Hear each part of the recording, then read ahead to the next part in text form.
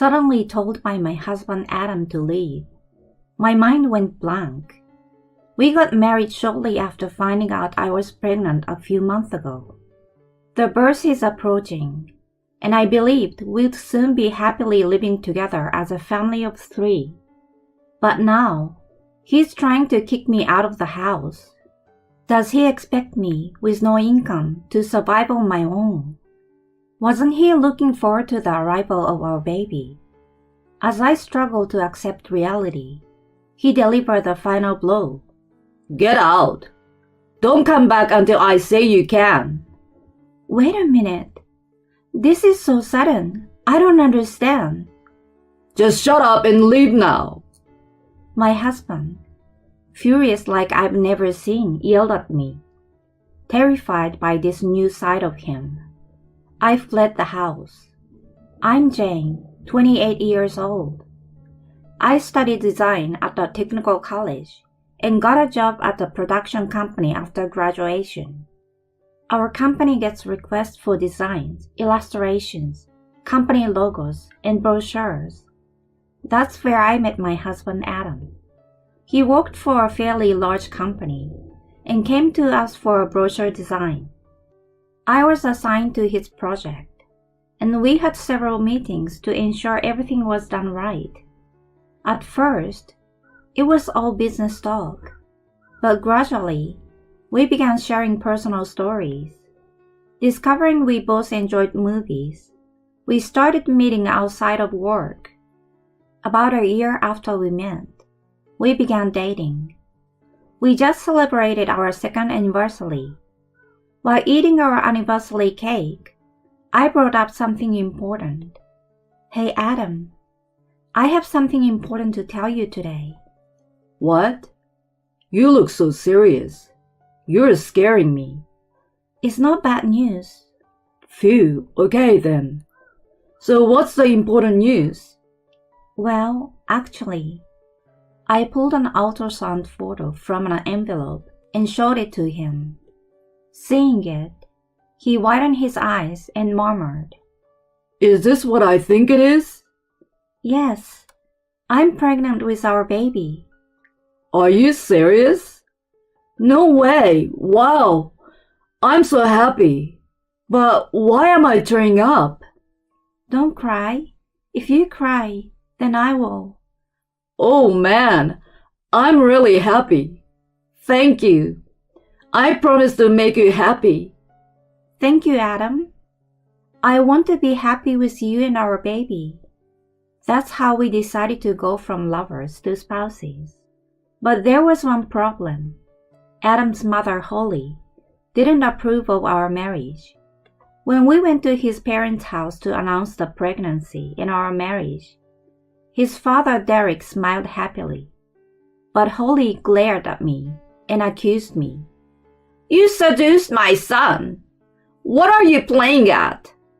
I don't seduce him. You're just after his money because he works at a good company, aren't you? No, I genuinely love him. I wonder about that. You're just a technical college graduate. Don't get too comfortable with my son.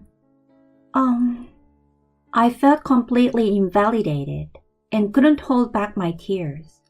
Derek tried to intervene, but Holly showed no sign of remorse. In the midst of this, Adam yelled louder than anyone. Mom, enough! Why are you angry, Adam? I'm doing this for you. If you're thinking of me, then don't badmouth the person I chose. Jane is talented and doing great at her company. You don't need to defend her. You can do so much better than her. Jane is the most important person to me. She doesn't deserve your insults. Adam. Holly looked tearful. She adored him and seemed to fluctuate with every word he said. Despite her opposition, we collected our paperwork and registered our marriage the following month. We officially started our married life 4 months into the pregnancy. Holly's words had hurt me, but we managed to get through it. I thought we would support each other going forward. But at that time, I didn't realize a huge storm was approaching our marriage. I noticed it around the 5th month of my pregnancy. My company has a policy for early maternity leave, especially since the CEO is a woman who prioritizes health during pregnancy. After I announced my pregnancy, they encouraged me to take maternity leave early. Grateful for my colleagues' kindness, I started my leave in the 5th month. Every heartbeat and ultrasound movement filled me with incredible love. I truly understand the preciousness of having a child with the person I love. Now on maternity leave, I plan to take it easy for the baby. I dreamed of going places with Adam and our baby. While showing him the ultrasound, we made plans for the future. Hey, where should we take our baby once they are born? Well, how about we all go to the aquarium we love? I was truly happy seeing my husband talk excitedly about it. Then, a few days later, while I was taking it easy and doing housework, the doorbell rang. When I opened the door, there stood my mother-in-law Holly, looking perplexed. "Oh, hi, Holly." She frowned at my calling her name. "Don't call me by my first name so casually. And how long are you planning to leave me standing here?" "Oh, sorry. Please come in." "You are quite disrespectful to your mother-in-law." She rudely kicked off her shoes and burst into the living room, sitting on the sofa with a sigh. "You weren't sleeping, were you?" "No, I was just cleaning." "Cleaning, huh? But I saw hair on the hallway floor." "I've only vacuumed the living room so far. I was going to do the hallway next." "You always have an excuse, don't you?" "Really? Is that how you tricked my son too?" "No, it's not like that." "Well, whatever. I came here today to tell you something important." She stood up abruptly and came close to me, pointing coldly at my now slightly noticeable belly. "Just because you're pregnant, don't bother my son. Raise that child on your own." "Excuse me? What are you talking about?" "There are better women out there for Adam. Not someone like you from the bottom rung." "How can you say that? That's too much." "Shut up. You changed my son. He used to be such a good boy, but you made him strange. Divorce him." She threw holy water on me, shouting, "Demon!" while splashing it.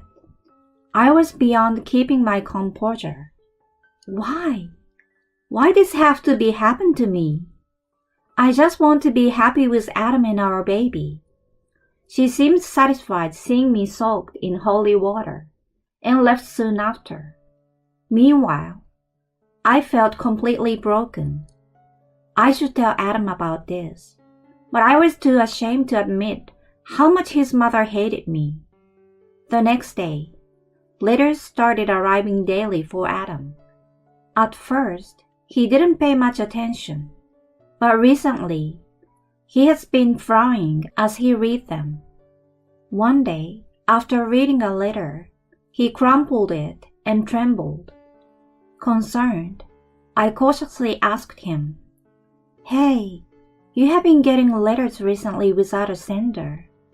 It doesn't concern you. Why are you speaking to me like that?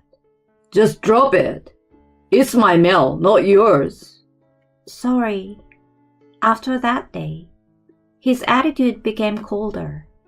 He used to come home on time, but now he's late.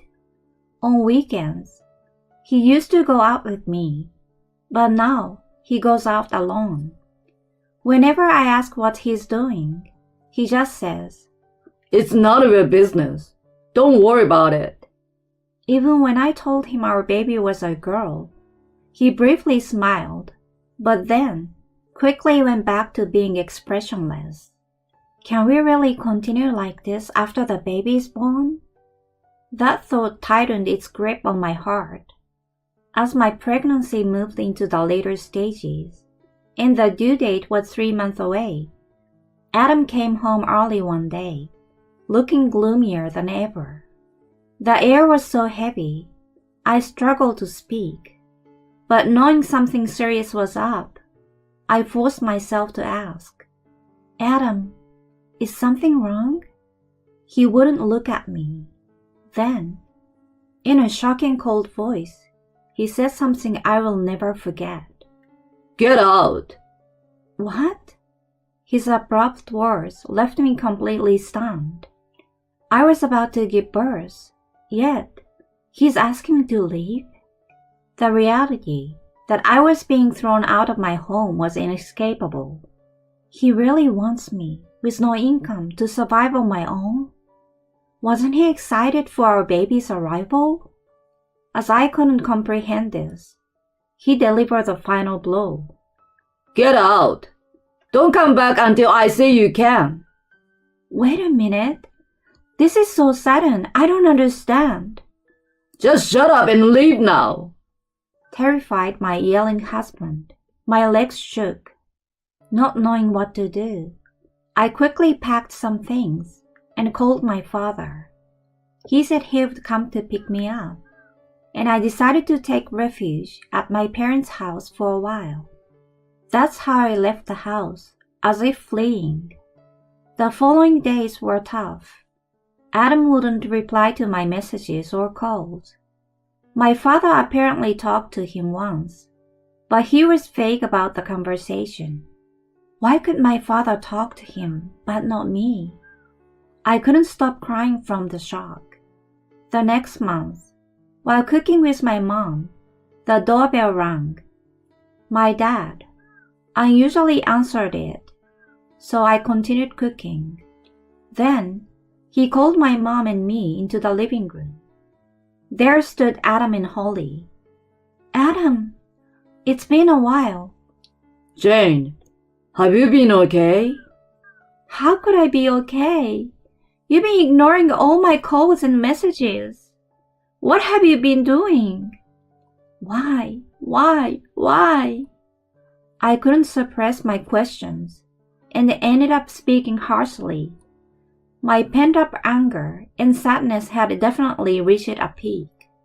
Adam lowered his head, his voice trembling as if he were crying. "Jane, I'm really sorry. I had no other way to do this without telling you anything." "What do you mean? I don't understand what you're apologizing for." "I didn't want to do this either, but this was the only way to protect you." "Protect me?" I asked back immediately, not understanding what he meant. He nodded slightly and began to explain. "My being cold to you and sending you back to your parents was all to protect you." That still doesn't make any sense to me. "Do you remember the letters I was receiving?" Yes, I remember. The ones you never showed me, no matter how many times I asked. "Right. I brought them today." He took out a bunch of letters from his bag and laid them on the table. Reading the words in the letters, I was speechless. "Divorce your wife. If you don't, your wife will be harmed. Do you care what happens to the child? Divorce a useless woman who can only bear a girl." Tears flowed freely as I read the heartless words. Adam had kept these letters from me to protect my feelings, just as he said. "Not knowing who sent these, I thought it could be someone dangerous. I feared for your safety when you were alone during the day." "So that's why you told me to leave?" "Yes. I thought our house might be bugged or under surveillance. That's why I had to say it like that. I'm really sorry." "Adam."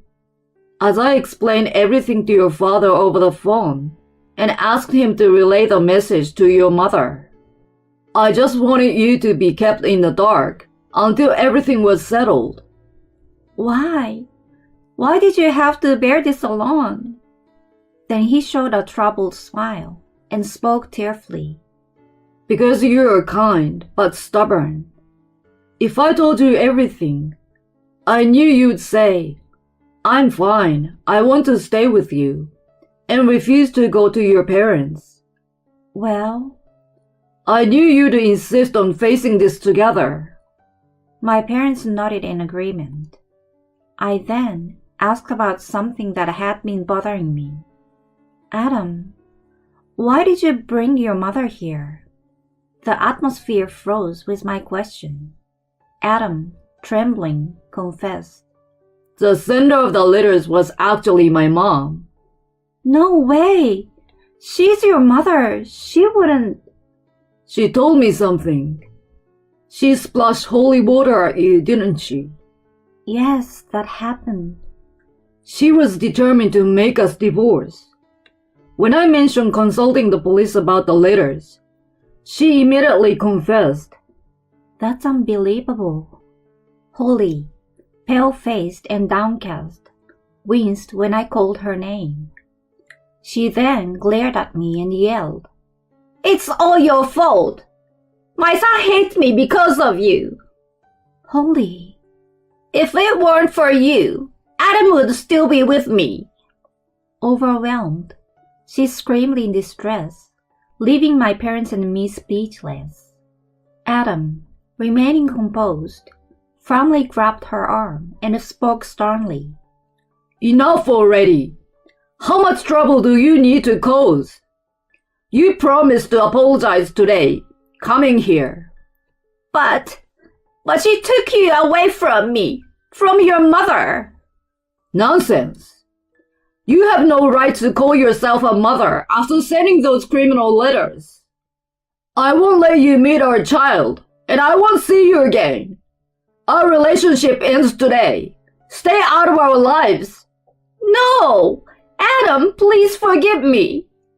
She broke down in tears. I felt no sympathy, only pity for her.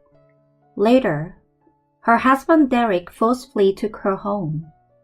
It seems he is now considering divorce. Adam and I are suing her for the letters. Having only worked part-time before, she's struggling with multiple jobs to pay the compensation. As for me, I recently gave birth to a healthy baby girl. Keeping up with her rapid growth is my sole focus. Hoping her future is filled with light, we named her Lucy. She will have many experiences as she grows. As parents, Adam and I will support her as much as we can. That's our plan for now.